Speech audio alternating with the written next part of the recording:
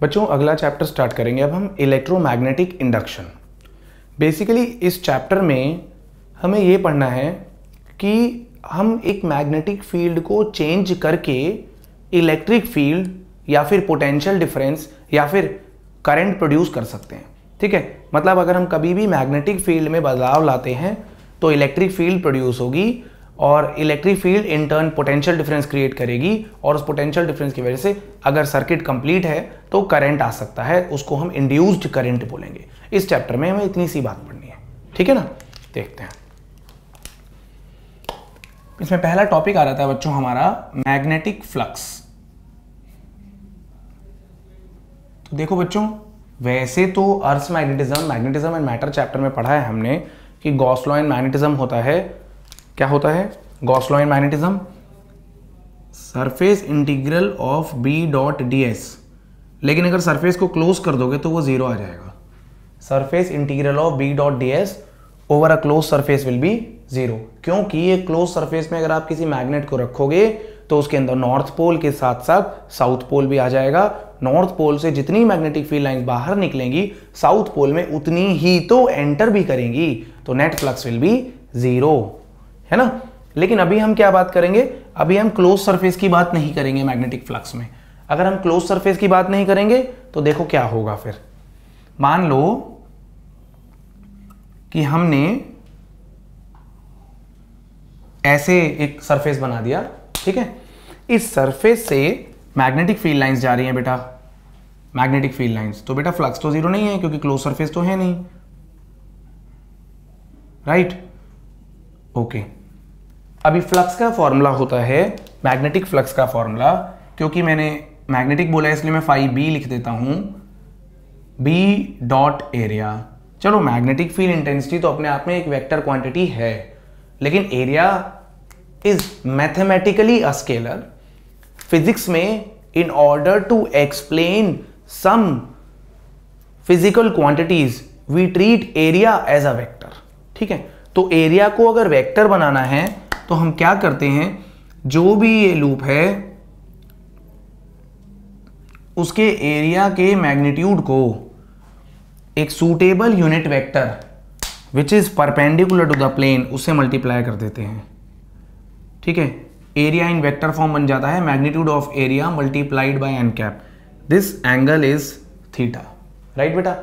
Okay, तो अगर बात करते हैं फ्लक्स बी डॉट एरिया की, तो B dot area into N cap, ये आ गया हमारा एरिया कांस्टेंट बाहर, vector B dot vector N cap. Vector B और वेक्टर एन कैप में एंगल है थीटा, ये आ जाएगा हमारा A mod of B mod of N cap, B और एन कैप में एंगल है थीटा, तो ये आ जाएगा mod of B mod of N cap cos theta. तो बेटा यहां से फ्लक्स प्राप्त हो जाएगा, एरिया बी का मैग्नीट्यूड बी लिख देता हूं, एन कैप यूनिट वेक्टर है, यूनिट वेक्टर का मैग्नीट्यूड 1 होता है, इनटू कॉस थीटा। तो यहां से फ्लक्स आ गया B A cos theta, B A cos theta. Magnetic flux अपने आप में एक स्केलर क्वांटिटी है, star point, phi is a scalar quantity, okay. SI unit is weber, right. और इंपॉर्टेंट पॉइंट यहां पर क्या था, थीटा क्या है? Theta is the angle between magnetic field intensity and N cap, just like Gauss theorem. Area vector और magnetic field intensity में angle है, ठीक है बेटा, बी डॉट एरिया, राइट। तो हमने क्या करना है, magnetic field intensity in vector form given होगा, एरिया को वेक्टर फॉर्म में बनाएंगे, एरिया के मैग्नीट्यूड को एन कैप से मल्टीप्लाई करके और फिर दोनों का कर देंगे डॉट प्रोडक्ट, मैग्नेटिक फ्लक्स हमें प्राप्त हो जाएगा, ठीक है ना, राइट। ओके, एक बहुत बेसिक सवाल देखते हैं मैग्नेटिक फ्लक्स पे।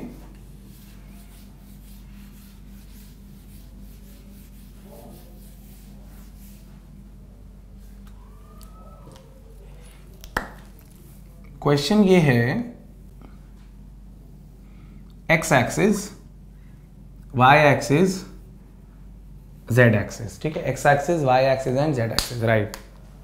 अब अगर हम स्क्वायर बना लेते हैं, ओ ए बी और सी, स्क्वायर प्लेन बना देते हैं, ओके राइट। अगर हमने ये स्क्वायर लूप बना दिया और हमने बोला O A is equal to A B is equal to B C is equal to O C is equal to say 0.1 metre, ठीक है राइट। और मैग्नेटिक फील्ड इंटेंसिटी इस रीजन में है 2i cap minus 3j cap plus 4k cap tesla. हमसे बोल रहे हैं flux through O A B C निकालो। सवाल है calculate flux through O A B C. O A B C reason से हमें फ्लक्स बताना है, ठीक है राइट। तो देखो क्या होगा, हमें मैग्नेटिक फील्ड इंटेंसिटी तो दे ही रखी है वेक्टर फॉर्म में, ठीक है। एरिया क्या होगा, L इंटू बी या साइड का स्क्वायर। एरिया आ गया 0.1 मल्टीप्लाइड बाय 0.1। एरिया कितना आ गया 0.1 मल्टीप्लाइड बाय बेटा 0.1। एरिया को वेक्टर फॉर्म में बनाना है तो एरिया को 0.01 को एक सूटेबल यूनिट वेक्टर से मल्टीप्लाई करना पड़ेगा n कैप। तो अभी क्या है, इस नीले वाले प्लेन एक्स वाई प्लेन के परपेंडिकुलर यूनिट वेक्टर जो होगा वो होगा k कैप। अंदर को भी हो सकता है माइनस k कैप और बाहर को भी हो सकता है k कैप। हम बाय डिफॉल्ट बाहर की तरफ मान लेते हैं, बाहर की तरफ बाय डिफॉल्ट। तो एक्स वाई प्लेन के परपेंडिकुलर यूनिट वेक्टर होगा k कैप। तो हमने क्या किया, n कैप बोला कि जी ऐसा है, इस प्लेन के परपेंडिकुलर यूनिट वेक्टर है k कैप। फिर हमने बोला कि actually flux will be vector b dot vector a। Vector b is 2i cap minus 3j cap plus 4k cap dot product 0.01 k cap. तो यहाँ से फ्लक्स आ जाएगा i डॉट के 0, j डॉट के बी 0, तो 4 इंटू 0.01 k डॉट के 1 unit आ गई weber, ठीक है बच्चों राइट, ठीक है ना ओके। ऐसा ही अगर आपको एन कैप की कहानी देखनी है तो एक बार समझ लेते हैं एक और एग्जांपल से फ्लक्स निकालने के लिए।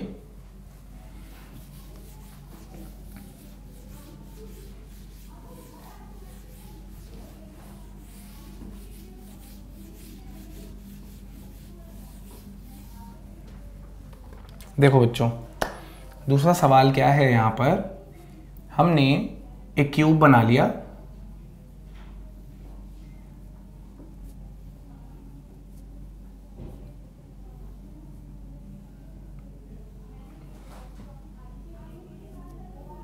एक्स एक्सिस, वाई एक्सिस और जेड एक्सिस, ठीक है। हमने एक क्यूब बना लिया बेटा और क्यूब की ना एज लेंथ बोली है हमें a, कि एज लेंथ a है, ओके नो प्रॉब्लम। नेमिंग करी O A B C D E F G। इस 3D स्पेस के अंदर मैग्नेटिक फील्ड इंटेंसिटी एग्जिस्ट कर रही है, वो दे रखी है हमें 2i cap minus 3j cap plus 4k cap tesla. हमसे बोला गया है calculate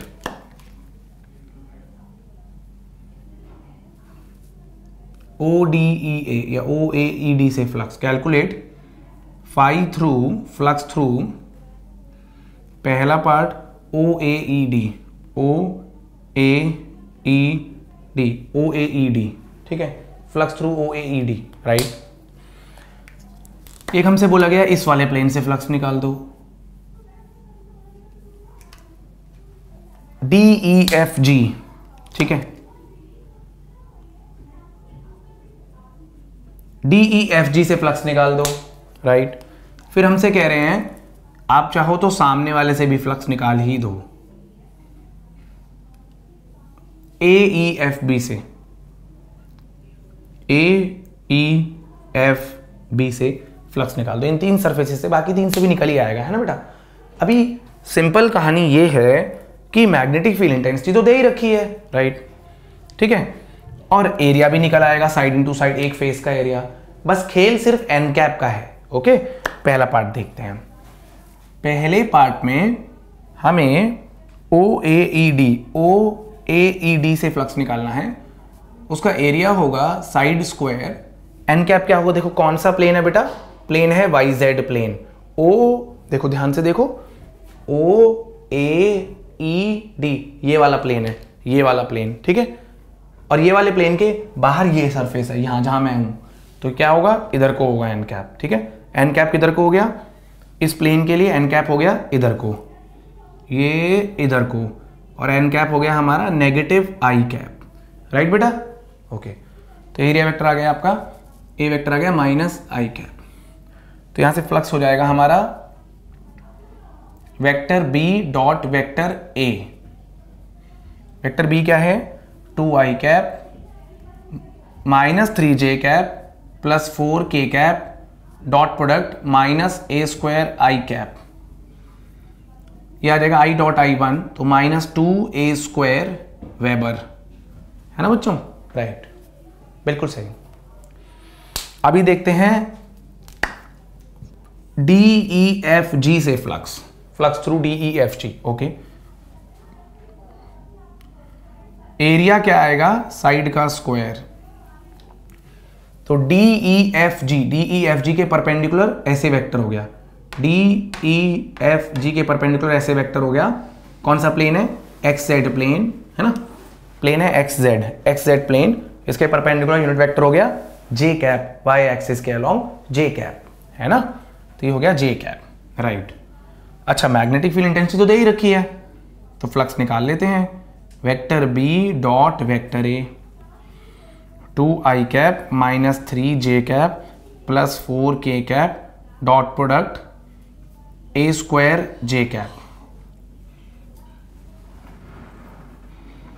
I dot j is 0, j dot j is 1, तो this is minus 3a square weber, minus 3a square weber. I dot j 0, k dot j भी 0, सिर्फ j dot j 1, ठीक है बेटा, राइट।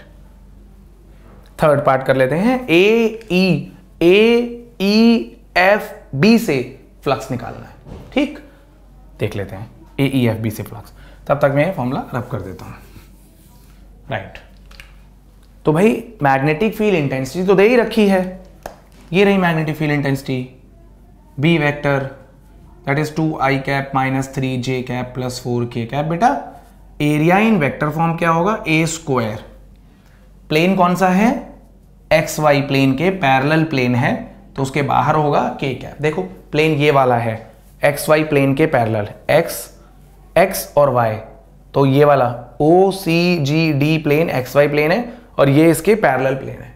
XY प्लेन के parallel plane, उसके perpendicular unit vector होगा z axis के अलोंग, यानी k कैप के अलोंग, ठीक है, k कैप, राइट, ठीक है बेटा। तो ये आ जाएगा B dot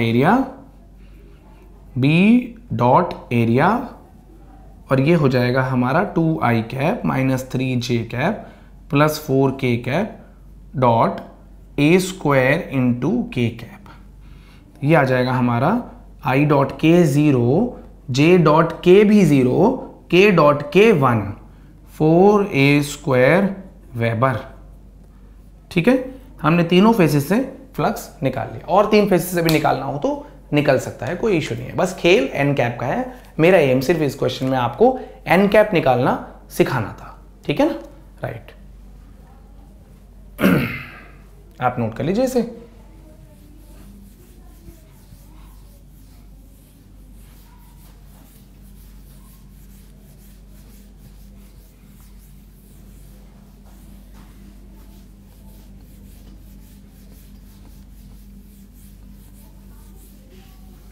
now next topic है बेटा हमारा Faraday's laws of electromagnetic induction, ठीक है। तो अभी देखते हैं।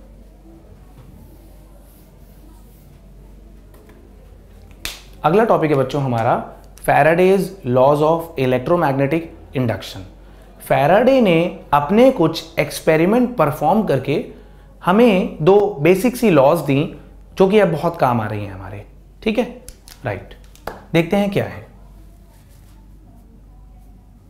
Faraday's laws of EMI, electromagnetic induction, ठीक है। तो फैराडे ने अपने एक्सपेरिमेंट्स किए, उसका फर्स्ट एक्सपेरिमेंट क्या था, उसके बेसिस पे उसने लॉ दी अपनी, Faraday's first experiment, right. Faraday ने क्या किया, एक कॉइल ले ली बच्चों,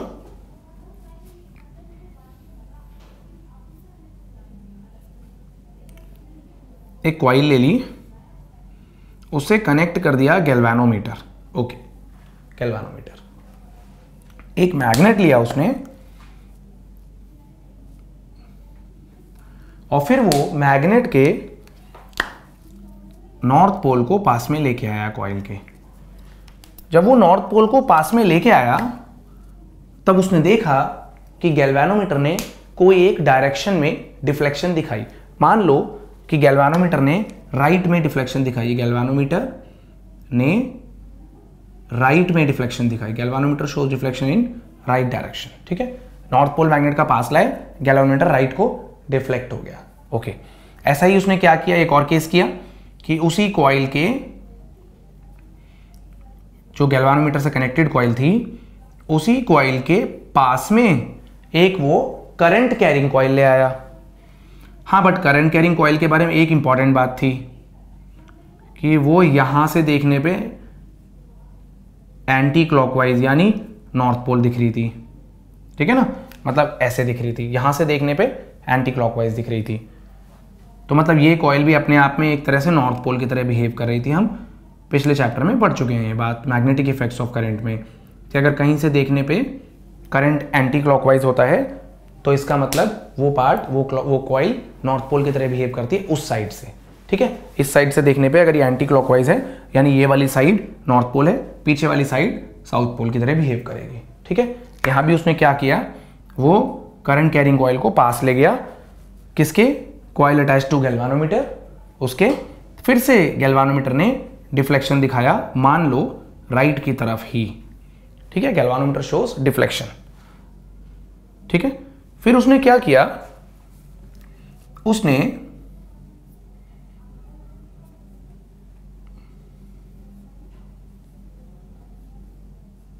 उसी मैग्नेट को, वो मैग्नेट के उसी नॉर्थ पोल को वो दूर ले गया, ठीक है, मैग्नेट के वही नॉर्थ पोल को वो दूर ले गया।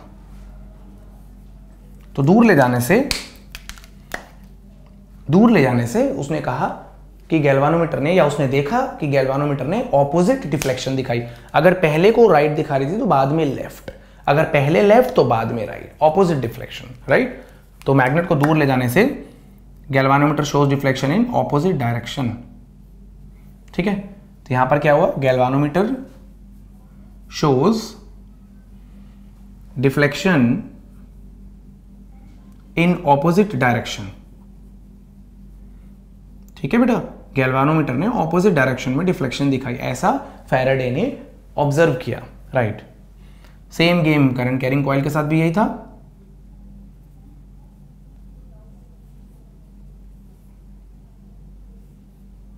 वो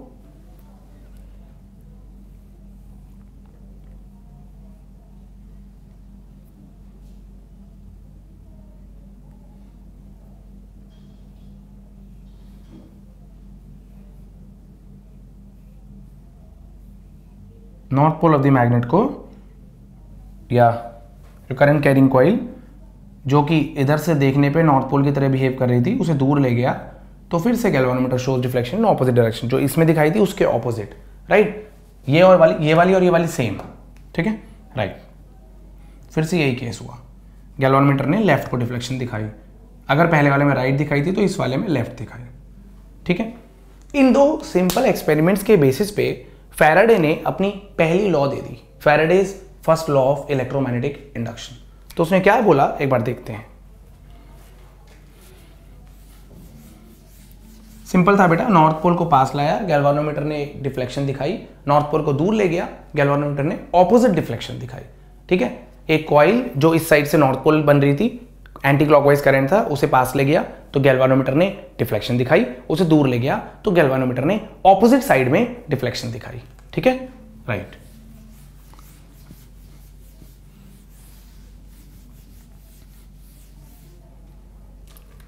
फैराडे ने अपनी पहली लॉ क्या दी अपने फर्स्ट एक्सपेरिमेंट के बेसिस पे? Faraday's first law of EMI, electromagnetic induction. पहली लॉ में फैराडे ने बोला कि भैया जब भी मैग्नेटिक फ्लक्स चेंज होगा, मैग्नेटिक फ्लक्स चेंज होगा मतलब B डॉट एरिया, मतलब या तो B या तो एरिया या cos थीटा। जब भी मैग्नेटिक फ्लक्स चेंज होगा तब इंड्यूस्ड EMF आएगी। ठीक है, तो फैराडे ने बोला फर्स्ट लॉ में, whenever the amount of magnetic flux linked with a conductor changes, there will be induced EMF which lasts as long as relative change of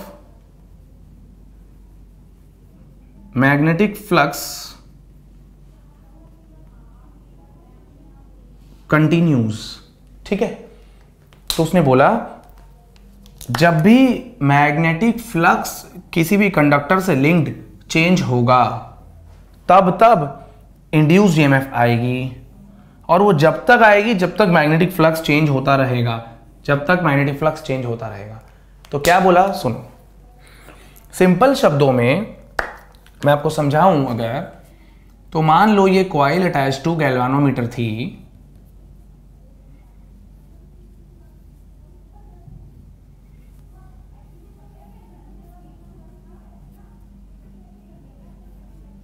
ये है कॉइल अटैच टू गैल्वानोमीटर,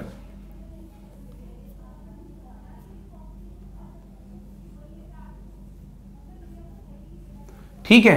अभी हम एक magnet को पास लेके आते हैं, जैसा कि फैराडे ला रहा था। ठीक है, जब वो मैग्नेट को पास ला रहा है तो क्या हो रहा है बेटा, मान लो ये नॉर्थ पोल था, ये नॉर्थ पोल और ये नॉर्थ पोल। ठीक है, तो नॉर्थ पोल से मैग्नेटिक फील्ड लाइंस बाहर निकलती हैं। ऑब्वियसली वो घूम के साउथ में जाएंगी। ठीक है, मैंने बनाया नहीं है, इसका मतलब ये नहीं है कि वो नहीं जा रही, वो घूम के नॉर्थ से साउथ में जाएंगी, फिर मैग्नेट के अंदर साउथ से नॉर्थ जाएंगी। ठीक है, मैंने वो बनाया नहीं है, कोई इशू नहीं है वो। ठीक है, मैं एक मैग्नेटिक फील्ड लाइन चाहो तो बना देता हूँ ऐसी कि बेसिकली सारी मैग्नेटिक फील्ड के साथ ये हो रहा होगा, नॉर्थ से आ रही होंगी, फिर साउथ में जा रही होंगी, और फिर मैग्नेट के अंदर साउथ से नॉर्थ जा रही होंगी। ठीक है बेटा, हो तो ऐसा रहा होगा, बट मैंने सिर्फ फील्ड लाइन सिंपल बनाई है नॉर्थ से निकलने वाली। राइट, अभी क्या होगा, यहां पे बनाते हैं अगर हम, तो कुछ ऐसा बनाएंगे हम। ठीक है, मैग्नेट बिल्कुल पास आ गया, तो देखो आप पहले मान लो, मतलब एक सिंपल सा एजम्पशन है, मान लो कि दो मैग्नेटिक फील्ड लाइंस इस कॉइल से क्रॉस कर रही हैं, आर पार जा रही हैं। अभी क्या है, 3 मैग्नेटिक फील्ड लाइन क्रॉस करने लगी, अभी क्या है 5-6 मैग्नेटिक फील्ड लाइंस क्रॉस करने लगी। तो जैसे जैसे मैग्नेट को पास ला रहा हूं, number of magnetic field lines crossing the coil बढ़ रहा है। तो number of magnetic field lines crossing normally per unit area को ही तो मैग्नेटिक फ्लक्स बोलते हैं। किसे बोलते हैं? Number of magnetic field lines crossing normally per unit area को ही तो हम मैग्नेटिक फ्लक्स बोलते हैं, सिंपल शब्दों में। तो जैसे जैसे मैग्नेट को पास लेके जा रहे हैं, वैसे वैसे number of magnetic field lines जो कॉइल से पास कर रही हैं वो बढ़ रही हैं, दूर लेके जाएंगे तो वो घट रही होंगी। तो बढ़ना या घटने से फर्क नहीं पड़ता, फर्क ये पड़ता है कि चेंज होना चाहिए, चाहे बढ़े चाहे घटे। तो जब जब मैग्नेटिक फ्लक्स, एक कॉइल से पास करने वाला मैग्नेटिक फ्लक्स बढ़ेगा या घटेगा, तब तब इंड्यूस्ड ईएमएफ आएगी।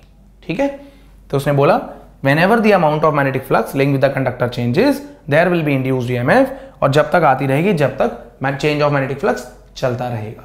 ठीक है ना, राइट।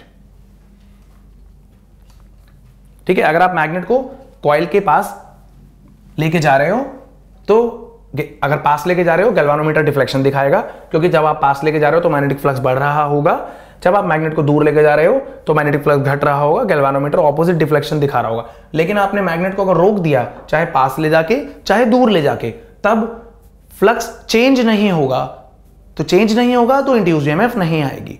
फ्लक्स का चेंज होना जरूरी है, बढ़ना या घटना कुछ भी हो, बट चेंज होना जरूरी है इंड्यूस्ड वोल्टेज लाने के लिए, या अगर कॉइल कंप्लीट है तो इंड्यूस्ड करंट लाने के लिए। ठीक है ना, राइट।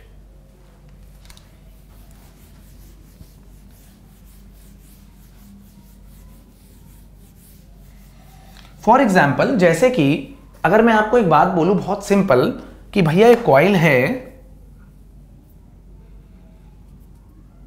और वो coil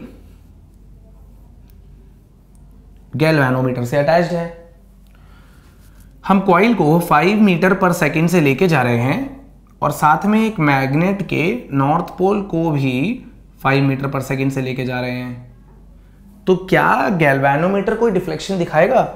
Does galvanometer show any deflection? Does galvanometer show any deflection? क्या गैल्वेनोमीटर कोई भी डिफ्लेक्शन दिखाएगा? तो देख लेते हैं कैसे।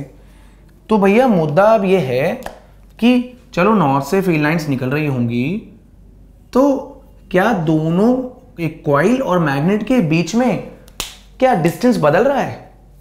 नहीं बदल रहा, क्योंकि ये भी 5 मीटर जाएगा 1 सेकंड में, ये भी 5 मीटर जाएगा 1 सेकंड में, इनके बीच की स्पेसिंग चेंज नहीं हो रही। तो चाहे फील्ड लाइन लाल वाली ज्यादा जा रही है या कम जा रही है, बट समय के साथ बदलेंगी तो नहीं, जितनी भी जा रही हैं कॉइल से उतनी ही जाती रहेंगी, चेंज तो नहीं हो सकती समय के साथ, क्योंकि इनके बीच की स्पेसिंग चेंज नहीं हो रही।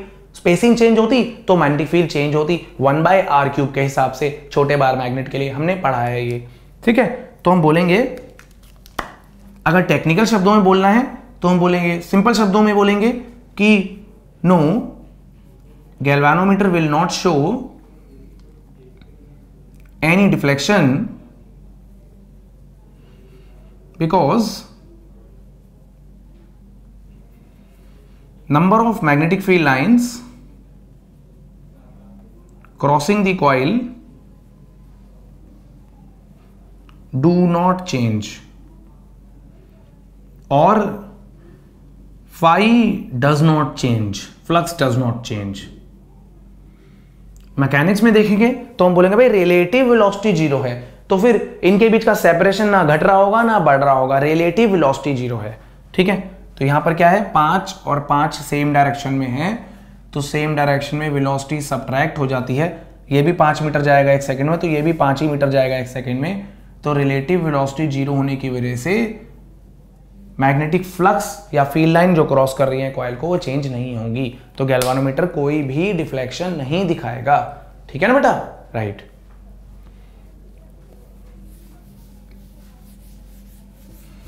ऐसे एक और केस देख लेते हैं हम फैराडे फर्स्ट लॉ पे ही, कि भाई आपको क्या लगता है गैल्वेनोमीटर इस केस में डिफ्लेक्शन दिखाएगा या नहीं दिखाएगा, राइट।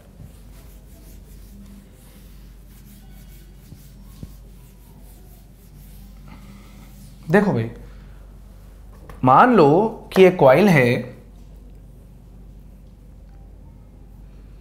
ऐसे नॉर्मली एक कॉइल रखिए, या फिर आप ऐसा समझ लेते हैं, हम 3D फिगर बना देते हैं आपके लिए थोड़ी सी अच्छी सी। आप मान लो कि एक प्लेन हो गया, ठीक है, ऐसे सामने वाला प्लेन, ऐसा प्लेन हो गया, और प्लेन में एक कॉइल रखी हुई है ना, that coil is attached to the okay galvanometer, right. वो कॉइल जो है वो गैल्वेनोमीटर से अटैच्ड, राइट। अब अगर हम एक मैग्नेट ले आते हैं,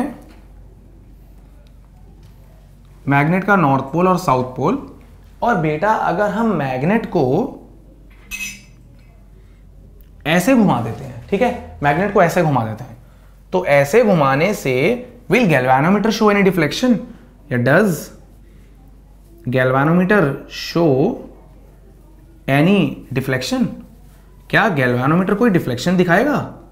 तो देखो कैसे, क्या कहना चाह रहा हूं मैं आपसे भैया, ठीक है नॉर्थ पोल से मैग्नेटिक फील्ड लाइंस निकलेंगी, मैं कब मना कर रहा हूं, ठीक है वो नॉर्थ से साउथ जाएंगी, मैं बना नहीं रहा हूं बस, ठीक है पूरा डायग्राम को इतना गंदा नहीं करना चाह रहा हूं।